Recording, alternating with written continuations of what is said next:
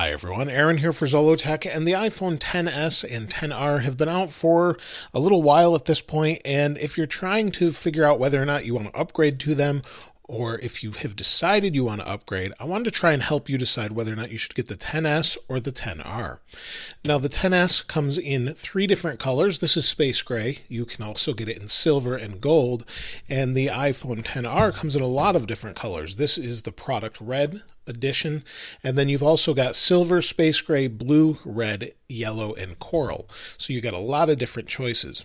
Now the difference between these as far as the way they're built, we'll talk about in just a moment. Let's first talk about price. Now this is the less expensive device. This comes in at $749 up to $899 with 64, 128, or 256 gigabytes of storage. On the XS, it starts at $999 and goes to $1,349. You can get it in 64, 256, or 512 gigabytes of storage. So we've got a very different price range here and some extra storage on the XS. Now with these comes a little bit different build. They do have different displays we'll talk about in a moment, but this is made of stainless steel on the XS, and they are glass back and front on both devices, but this whole ring here is stainless steel on the XS. On the XR, it's aluminum. And of course you can see the difference in cameras, but the cameras are not that different. In fact, they're the same 12 megapixel camera and same 7 megapixel front cameras. Now, as far as the display is concerned, this is where they get a little bit different. The XS has an OLED display, which is a much higher resolution at 2436 by 1125 with 458 pixels per inch. On the XR, you have a lower resolution of 1792 by 828 with 326 pixels per inch. You also do not get HDR, so if you're watching YouTube on this device, you can watch up to 1080p on YouTube, and you probably can't see too much higher than that on a small device like this, but in 1080p, you can watch in HDR if the video has HDR. And I've actually created one of those, so I'll link it so you can check it out. But if you have a XS or a XS Max, you can watch in HDR. It's pretty nice. Now, as far as the displays, they also have a couple differences as far as the way they work. This one here on the XS has 3D touch. So if you press on something, an app that has 3D touch enabled, something will pop open like this. Now on the XR, this has haptic touch, and if you push on this, nothing really happens. The icons just jiggle and let you move them around. So you lose that functionality, but you still get many of the same functions when it comes to things like the control center. So if you want to push here, you get the same pop open where you can adjust the brightness. The same thing is true for anything in the control center. Also, notifications have that same function, and text. So if you want to move around when you're typing, you can do that. And it's very similar except the home screen. So haptic and 3D touch are very close, but 3D touch is a little more advanced and pressure sensitive, where this is just sensing your thumb holding longer and flattening out on the display. Now, as far as the speakers are concerned, they're pretty well matched. On the XS, it is a little bit asymmetrical here as far as the speaker arrangement due to the lines for the antenna, but you've got good stereo sound or wider stereo sound. So when you're watching a video or something like that, you've got a speaker here and the bottom, and it sounds pretty good. And both are very similar as far as that's concerned. Now, as far as the battery is concerned, the one in the XR is actually a little bit bigger. So we have 2,942 milliamp hours versus 2,658 milliamp hours.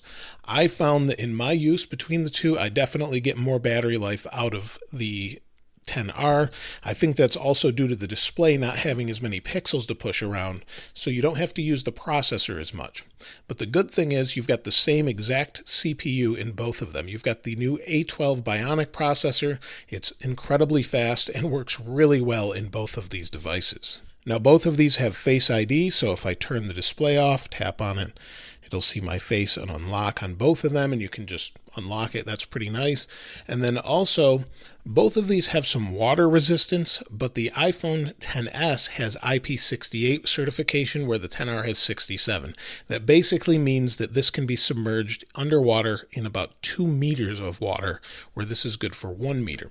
It doesn't mean you can swim with either of them. It just means if you dropped it in a puddle or a place with water, that they'll be resistant to that up to that depth for a little bit of time, about 30 minutes or so. Now both have wireless charging, so you can wirelessly charge on the back. They don't include fast chargers or anything like that, and they're both similarly weighted. Now, of course, you've got all the same features on both devices, so they all are capable of AR. The cameras are equally as good. You're just lacking that zoom camera that you get on the XS, and that zoom camera, I never find that I miss it. You can actually zoom with this digitally, and it looks pretty good. In fact, in many cases, you're actually zooming with the main camera here, and then on this camera, if it sees a better image, it will use it, but many times it's using digital zoom instead, and you just don't know it. Now, you do get portrait mode on both of these, but you lose the ability to do portrait mode on the XR with different objects. So this one wants you to look for a person where it says no person detected. The XS just says move farther away. So you don't get object detection in portrait mode that way. So you can't take a picture of a flower, for example, and have it show up as a portrait mode photo. You've got all the same forward-facing portraits, no problem there. If we spin these cameras around, we've got the same exact features. We can do Animoji, Memoji, all of that sort of thing. And we can adjust the actual aperture here with the f-stop adjustment on both of these devices. So they're both very, very good, but there's a big price difference between the two. It really comes down mostly to the display, whether or not you want a high resolution AMOLED or a little bit lower resolution LCD. Now, if you have sensitivity to flickering, an OLED is always flickering, whether you can see it or not in person, it's actually flickering, and that can cause eye strain for some people. The LCD doesn't do that, so that may help for some people, but everything else is so similar, you could save some money with the XR, but if you can't get past that display and the little bit thicker bezels, the XS is the one you want to choose. Now, both phones are equally fast. You're not going to find anything where you go into a different app and find that it's slower. Scrolling is going to be identical. The displays are the major differences here, and the stainless steel versus aluminum construction. Of course, you have this size difference. I find that the XR is a perfect size for me. A lot of people find that the X and the XS are a perfect size for them. So it just depends on what you want to do. Between these two, everything is the same with the XS Max except the size of the screen and the resolution and battery size. Otherwise, these are pretty much the same, and you've got the XS and the XS Max. You just pick which size you want if you want the nicer display. Otherwise, they're the same, and you could save yourself some money if you don't need that display. Let me know what you think in the comments below, though. If you want to see anything more in particular, let me know in the comments below. If you haven't subscribed already, please subscribe and like. As always, thanks for watching. This is Aaron. I'll see you next time.